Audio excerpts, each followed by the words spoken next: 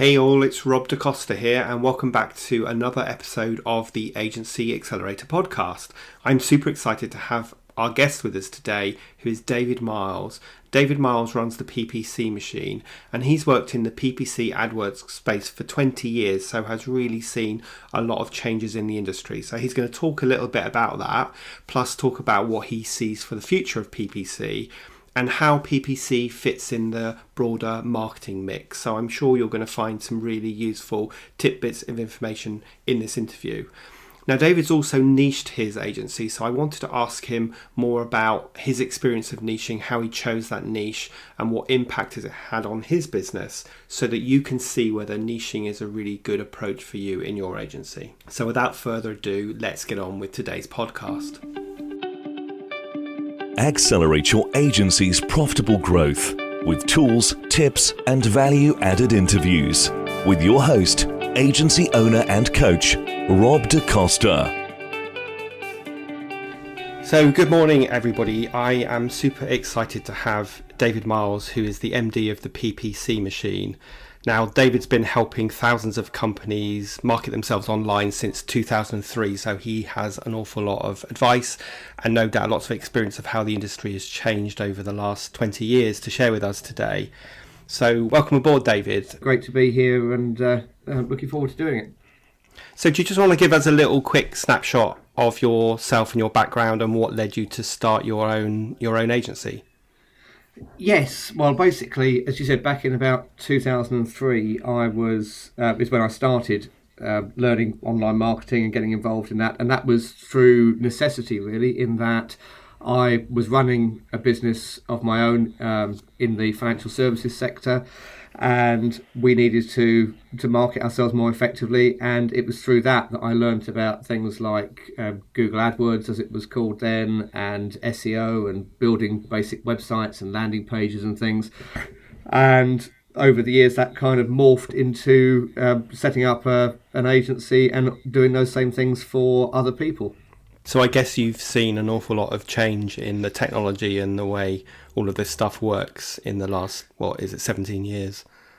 Yes. I'm certainly on there's been a lot of change on the SEO side. SEO used to be really quite basic compared to what it is now. You could get away with doing the kind of very old school things like just stuffing keywords into pages and things, and Google of course has got a lot cleverer and more sophisticated over the years, both in terms of the way it ranks pages and in the kind of results it delivers to users. And there's also been a lot of changes on the pay-per-click side, on the Google AdWords, or as it's now called, Google Ads side of things. So everything from it now being a lot more competitive. Back 15, 16 years ago, the cost per click was much lower because there were less people using it.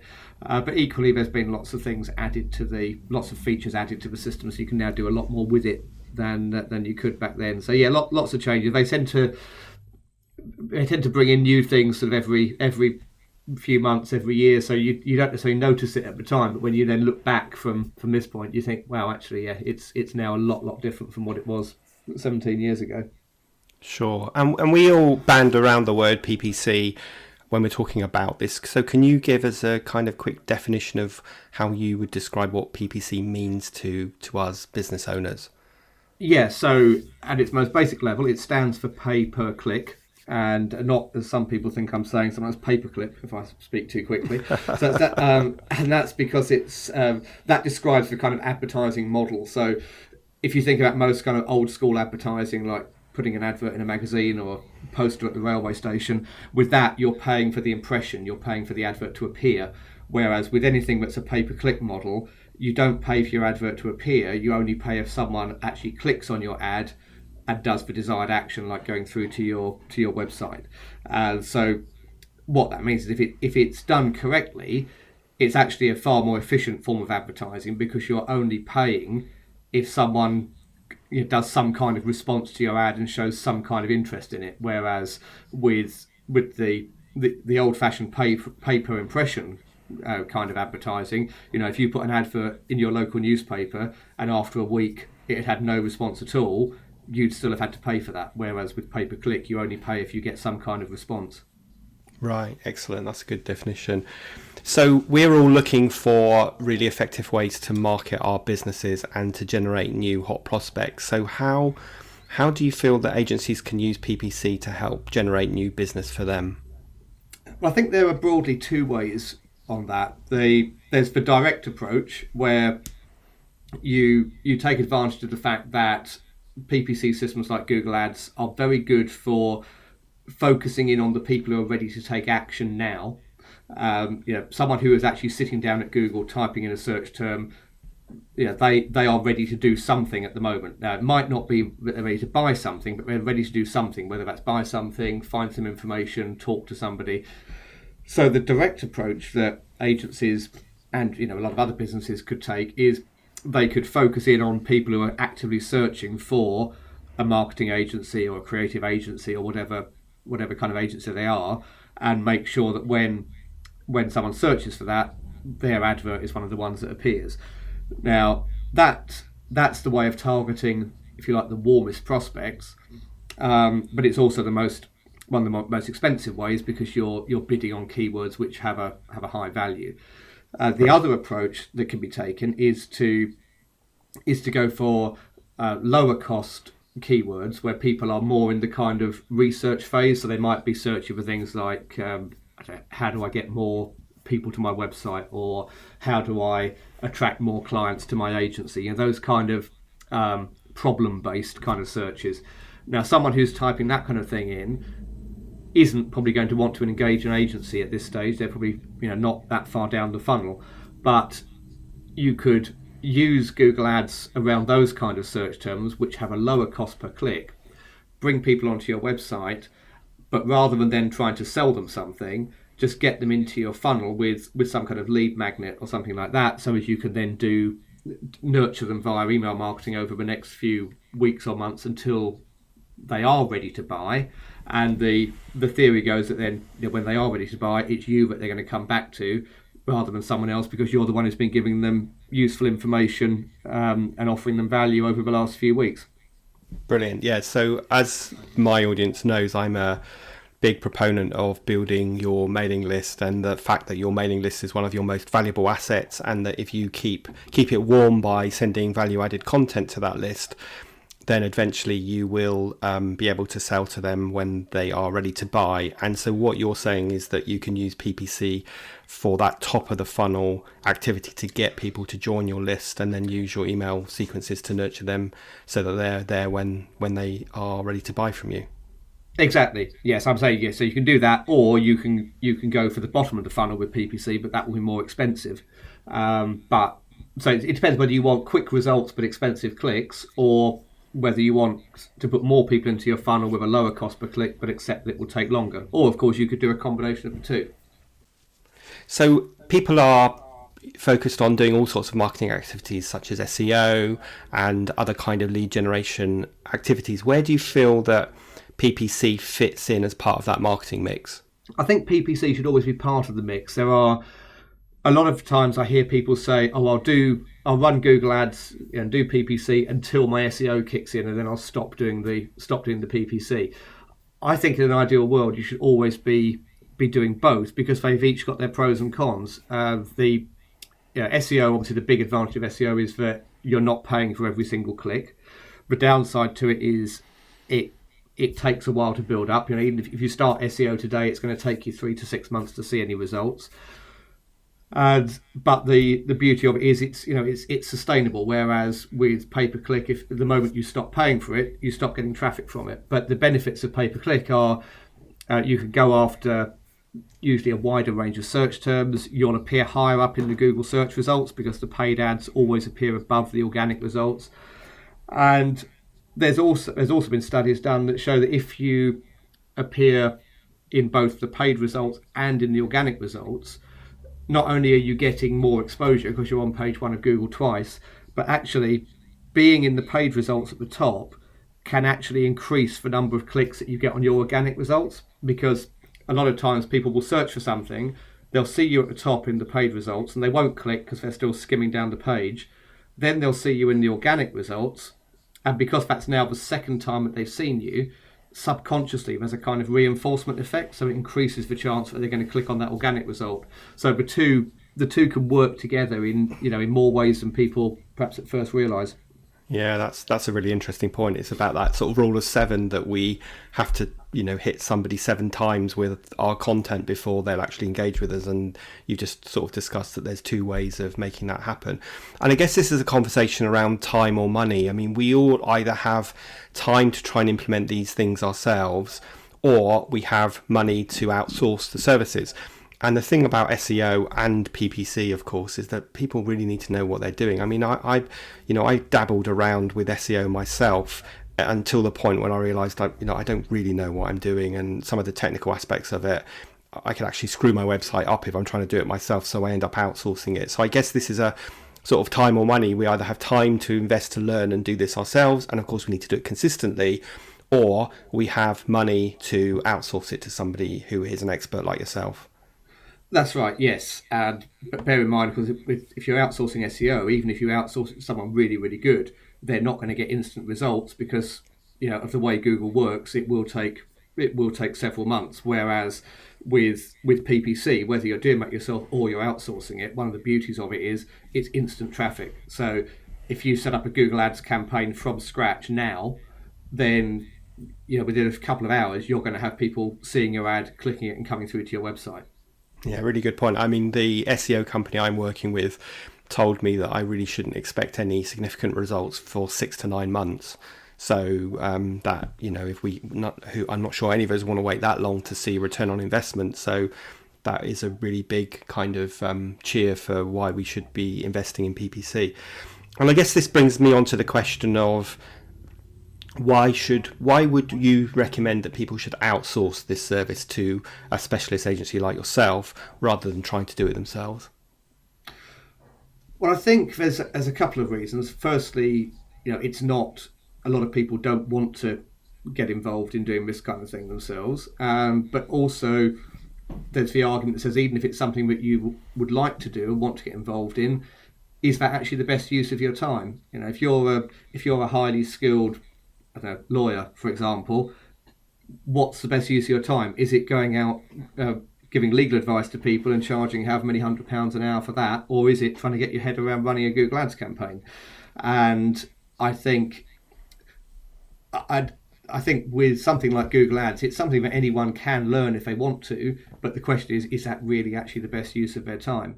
And also there's the issue that if you do it yourself and do it wrong, then it can actually end up costing you a lot of money. And that's one of the biggest issues I find with people who've tried Google Ads. They're often very against it and very anti it because they tried it themselves once and spent a lot of money and got nothing back. And that's because, and this maybe sounds a bit cynical, but Google make it very easy for basically anyone to set up their first Google Ads campaign. But they also make it so that if you accept all the default settings, you're probably going to set up a campaign which puts more money in Google's pocket than it does in yours. Right, yeah. And the thing I was going to say was that, of course, it's not just about having the time to learn how to do this and set it up, but probably as importantly, it's having the time to constantly monitor and manage, look at the dashboard, look at the metrics, and amend your advertising as appropriate based on those metrics. And I'm not sure any of us really have the time to do that, except for specialists who do it all day long. Yeah, definitely. And that's actually another common misconception, is that people think you can set up a Google Ads campaign and then walk away and leave it. And in some sectors, yeah, you can do that, but you're never going to get the best results from that, because when you set up a pay-per-click campaign, at the outset, you're doing it based on best practice and what you believe ought to work the best. But you can never be certain what the best strategy is until you start getting data back and seeing, this keyword performs better than that one, or this advert is getting more clicks than this one, and then you make changes based on that. So you're always evolving it and testing and measuring new strategies, or at least you are, if you want to be getting the best possible return on investment from it. And if you've got competitors who are doing that kind of constant improvement and you're not, then you're the one who's going to end up paying over the odds or not getting the results from it. Yeah, and just to reinforce the point you made about is it best use of someone's time, I tell all of my clients and my audience all the time that you should focus on doing the things that only you can do and look at ways of delegating those other things. And those other things in this case would be PPC, AdWords management, because is it really the best use of your time? And there's always ways of delegating, and because I know some of my audience will be sitting here thinking, yeah, but I can't afford to hire someone. But actually, we can use people in a freelance capacity. We can hire people from Upwork or even Fiverr.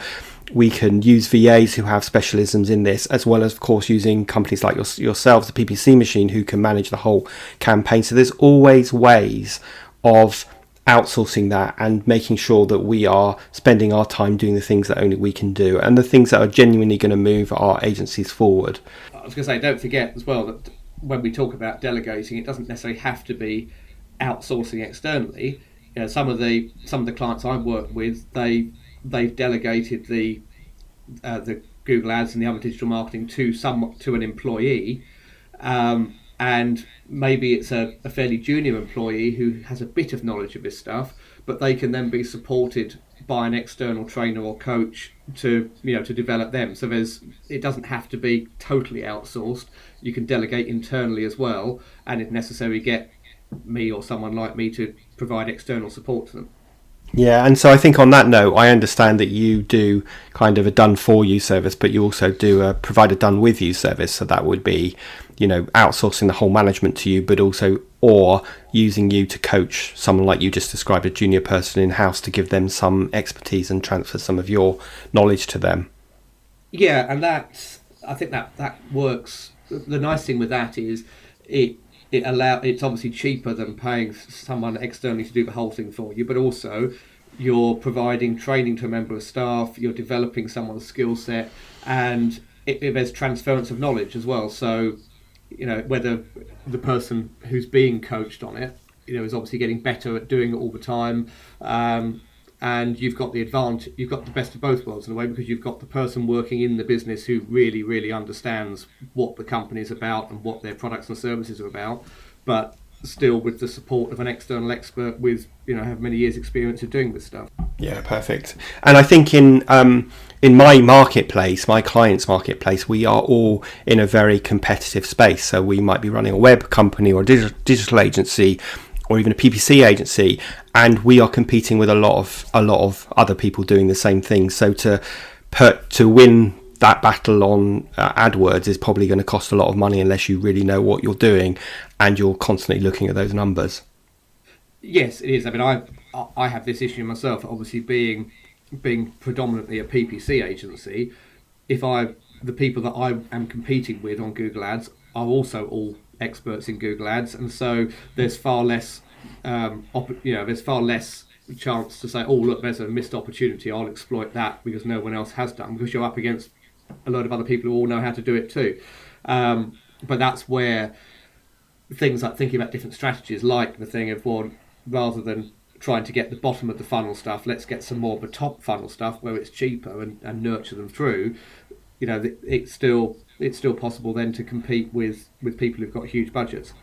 Yeah, and this is why, guys, you need to make sure that PPC is one aspect of the marketing mix, because if you are using it to generate leads at the top of the funnel, those are people who are your ideal target customer but may not be ready to buy and may not be very aware of who you are, then you absolutely have to use that in conjunction with your email marketing, with your content outreach, so that you're nurturing that audience, so that you're building that know, like, trust with them, so that when they are ready to buy, they remember who you are. And you have to do that consistently. I say all the time that if you have 100 ideal target customers today, probably only one of those 100 is ready to buy from you. So what are you doing with the other 99 to make sure that you are still front of their mind when they are ready to buy? And this is a mistake that a lot of people make. I'm sure you see it from a PPC perspective. PPC may generate some leads, but if the client doesn't convert those leads immediately into customers, they may come back to you and say, well, hey, these aren't good enough quality. Well, that's not really the case, is it? Exactly. And what people tend to overlook as well is the fact that not everyone who visits their website is is the same kind of person or the same quality in terms of whether they're warm or cold prospects, and they have to be treated differently. There's an article on my website, a case study from a client I worked with a couple of years ago, where they were running a dental practice, and prior to getting involved with me, they'd only ever worked off the basis of referrals. So everyone who rang them up had been recommended to them and was a reasonably warm prospect. Once they started doing pay-per-click advertising, of course, they got lots of calls from people who'd never heard of them and were shopping around a bit. And one of the things that I got them to do was very much to change their approach to how they dealt with those people, and to show them how to move the conversation away from just being about how much does a treatment cost to actually doing something to get them into the building and get them a free assessment. But having to treat them differently because they were at a different stage in the funnel. And I think that's something that often when people don't have success with PPC or any other kind of digital marketing, it's often because they've forgotten that these people are perhaps different from the people that they're getting through other channels, and they just need to be followed up with in a different way that's appropriate. Yeah, so we'll put a link to that case study in the show notes, because that is really interesting. And guys, this is all about know, like, trust. This is about getting people to know you, getting people to like you, and then trusting you before they buy from you. And if you think about a dentist, that's definitely the case, because you're not going to have your tooth removed or your root canal surgery from someone that you don't trust. So we have to take our potential customers through that know, like, trust journey, and depending on where they enter your sales funnel, kind of tells you what you need to do next, and that's that whole nurturing process. I want to move on to one other topic in a moment, David, about niching, but before we do that, can you look into I don't know if you can gaze into a crystal ball, because obviously the industry you're working in is really fast changing, and as we said, over the last 17 years you've seen a ton of change, get more sophisticated and more competitive. What's coming up in the next year or so? Have you got any insight into that, how the industry is going to change? Always dangerous to try and make predictions. I think what we'll see having more and more of an impact is something that's been happening to an extent already, is as Google gets more and more intelligent in terms of understanding people's searches, that's going to continue to have an impact on not just what kind of people rank on page one of Google, but actually whether they get clicks through to their site. So we've already started to see this with a lot of the time now. If you search for something, you'll be able to get the answer from Google without actually clicking through to someone's website. So that might be the knowledge graph results on the right hand side. So if you go back a few years, if you Googled what's the capital of France, Google will just give you a load of websites that you could go to get that answer. If you type that same query into Google now, what's the capital of France, it will just put a box up on the right hand side of the search telling you that the capital is Paris and giving you lots of information about it. So you now don't need to click through to someone's website. Also, you get the featured snippets. So if you search for something now, very often there'll be a list of common questions, and you can just click on that and expand it and see it on the search results page. So I think the change I can see continuing to happen is, as Google introduce more and more of these kind of features, people are going to start finding that even if they're on page one of Google, they're actually getting less traffic, because more and more of the information people want can actually be found without leaving the Google page.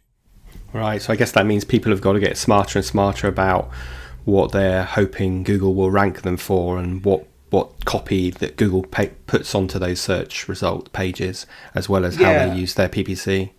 Yeah, and I think it potentially shifts the emphasis even more towards PPC, because with all these things I've just mentioned at the moment, the ads will still always appear above those additional bits of information. So it almost becomes more important to be in the paid results, because they're going to be right at the very top, above all these things that all these other information that Google's providing internally.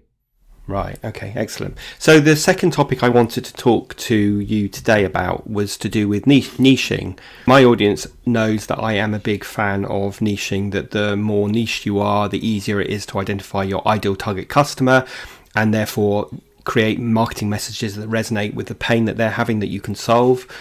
But it also means that you can often charge higher fees because the niche player is a specialist and the generalist is a generalist. And, you know, as I say often, if you need knee surgery, you're going to go to a knee specialist surgeon. You're not going to go to your GP doctor and ask them to carry out the surgery. And of course, the knee surgeon is going to charge you a lot more money. And I know that this is a journey that you've been on with the PPC machine. So could you just share a bit about that journey, what led you to decide the niche that you're in, and some of the benefits that you've seen from being in that niche? Yeah, sure. So if you go back 4 or 5 years or so, I was running a larger agency, digital agency, which dealt with basically whatever clients came through the door, really, and whatever, you know, we weren't sector specific or anything. When I set up this business 3 or 4 years ago, I took the decision then that I only wanted to work with a small number of clients because the business was going to be just me. So therefore, you know, I had to only work with a small number of clients. And that was when I started thinking, well, one of the ways to you know, focus that down and decide which small number of clients I'm going to work with is to look at niching the business in some way. Now, the reality is that if I'm doing Google ads for pretty much any service-based business, the skills and the techniques involved are basically the same. You know, doing Google ads for an accountant is very much the same as doing Google ads for a solicitor. You know, but what I decided to do was to niche into one particular area, and I chose financial services, and I'll come on to why I chose that in a minute. But I chose that because that then allows me to filter down my market to a manageable size, but also allows me to be a specialist in that particular sector, because although the skills involved might be exactly the same, and although from my point of view doing Google ads for a mortgage broker is not much different from doing Google ads for a lawyer, the perception from the client side is that, you know, their industry and their business is always different from everyone else's, and they need a specialist in that particular sector. So I chose to niche into financial services mainly because it was a world I'd been involved in prior to being in digital marketing. So I mentioned back at the beginning that I started to learn digital marketing when I had a business in a different sector, and I said that was financial services. I was owned a firm of financial advisors and mortgage brokers, and so by specialising in that niche now, it means two things. Firstly, you know, I can kind of talk the same language as my clients. You know, it's a regulated industry. I understand, you know, what that means and the challenges that brings. I understand the products and services they're selling, so that makes things easy. It makes it easier for me to market their products and services because I understand them, and it makes them feel more comfortable that they're dealing with someone who who speaks the same language as them and understands their business and their challenges. But it also means as well that it becomes easier to build rapport with potential clients as well, because we've got this kind of shared background. You know, they're doing now the stuff that I was doing 15, 16 years ago. So we've got that kind of thing in common. And I think that's really important, particularly in a business like mine where it's very much working one-to-one with business owners. It's important that we understand each other and we get on well and we've got things in common. So I found it makes a real difference from that point of view. And the other area where it makes a big difference is it actually makes the marketing easier. So when we were talking just now about Google Ads and pay-per-click, one of the things I was going to say then is another way to keep the cost down is to be very specific about who you want to see your ads. And years ago when I was running training courses on Google Ads, I used to have a couple of slides that demonstrated this, and I'd show a Google Ads search result for if somebody went on and searched for an accountant, and there'd be loads of adverts, and then another where someone went on and searched for accountant who specialises in actors, and then there were only 2 or 3 ads. So it's the benefits of it are loads. It makes it easier to market yourself. It makes it easier to win new clients, and it makes it easier to deliver the service because you're dealing with the same kinds of people and the same kinds of problems and challenges, with all the clients that you deal with. Yeah, absolutely. And I guess, when you have a background in that sector, you can tell a compelling story. I mean, it's the same with me working with marketing agencies, given that I started in grew and sold my own marketing agency, makes it much more authentic and engaging for potential clients when they realize that you've been there and done it, you've been in the trenches with them, and you can empathize with the particular situation they're on in their kind of business's journey, as opposed to being a generalist. And I guess also for you, it means that you can probably be a lot more successful for your clients because, like you say, you're not competing with so many other people for those keywords. Yeah, exactly. And, I can use experiences from, my own background in this and things I've learned from working with other clients and things like that, and bring it all together to mean that, if someone's in financial services and they work with me, they've got a head start over competitors of theirs who are working with a more generalist agency. So what would you say to someone who was thinking about niching, probably intellectually understands the benefits of niching, but is running this fear of, well, if I niche my PPC agency to focus on financial services, for example, then I might miss all these other business opportunities. What would you say to that person? I think that's a really common fear, and it's one that I had myself when I went down this route. Was I don't want to be turning business away and whatever. I think there's two things to remember. Firstly, if you pick the right kind of niche, there's going to be plenty of business available within that niche. And also, just because you've picked a niche doesn't mean that you can't do anything outside that. I mean, I take the view that I focus all my marketing into that niche. So you'll only see me marketing to people like insurance brokers, financial advisors, mortgage brokers, etc. But that doesn't mean I don't have some clients in other sectors, because sometimes people get referred to me from other people, or they just hear about me through word of mouth. And if they're the right kind of client, I'll still take them on. So it doesn't mean you have to push other business away, but it just gives you a very clear focus for your proactive marketing. Yeah, so guys, you sort of heard it here twice now from David and from myself, that if you are running that fear, and the reason why I ask that question is because I hear that so often when I talk about niching to people, do what David said, go niche, pin your flag to the mast and say, this is my niche and this is what I do and this is my target customer. Do that in all of your marketing, your website and all your outbound communications. And if necessary, broaden out from there. And as David said, it doesn't mean you have to turn away every client that doesn't fit in that niche. It just means on a case-by-case basis, you decide if you feel you could get a good result for that client, if you feel they would be a good match to work with you and that they get you. And if there's a tick in the box to all those questions, then you would take them on. So, we talked a lot about the benefits of niching. And, as I said, one of the fears is that people worry about missing opportunities, but you're probably not winning a lot of those opportunities right now if you're a generalist. So my advice is to go niche and broaden out. Don't be broad and try to niche, and it's too difficult and you look like everybody else. And when you look like everybody else, it becomes a race to the bottom, because people will pick the supplier based on whether they're the cheapest or whether they promise ridiculous levels of service, and both of those are hiding to nothing and a way to run a stressful, unprofitable agency. So we don't want to do that. No, definitely. And if I'm working within my target niche, I very rarely get into conversations about pricing and can you reduce the price and that kind of thing, because people, if they are trying to compare me against someone else, well, they're comparing against a generalist, not a specialist. So it's immediately obvious why my fees might be higher than the competition. Yeah, and as we said earlier, guys, if you need knee surgery, you're going to go to a knee specialist. You're not going to go to your GP doctor. And it's the same with PPC or with coaching or with anything else. So niching is definitely the way to go. So David, where can people find out more about you and the PPC machine? Well, there's lots of information and blog articles and free advice on the website, which is theppcmachine.co.uk, or they can connect with me on LinkedIn. But the blog is the main place to get stuff. I mean, if you sign up to the mailing list on there, you can get updates when new articles are published and everything.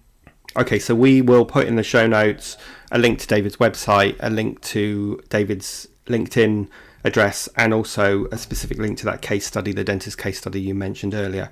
Before I let you go, David, I ask all of my guests this question, which is, if you could go back in time and give your younger self, who was just starting out in business, some advice, what would it be? I think it would be around this idea of being very clear on who it is you want to market to. If I'd found, I wish I'd discovered the niching concept many, many years ago, because since I started doing that, it's definitely changed the business for the better. It makes the work more enjoyable.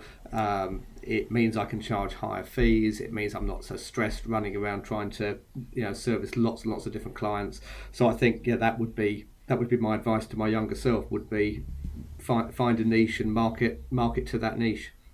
Brilliant advice. So guys, if you're just starting out in business, then take David's advice now so that you don't have to wait a whole number of years before you learn that lesson. Okay, David, it's been fantastic talking to you today. I think there's some really good value-added content that people can start implementing straight away, and it's certainly a podcast topic that is going to get people thinking differently. So thanks so much for joining us today. Oh, thanks for having me on, Rob. It's been great. So there you have it. I hope you found today's podcast interview with David Miles from the PPC Machine useful. I hope you've got some tips on how to niche your agency, how to use PPC as part of your marketing mix. Now, in the next episode of the Agency Accelerator podcast, I'm going to be talking to you about what it takes to run a successful and profitable agency. So I look forward to joining you then in the next episode.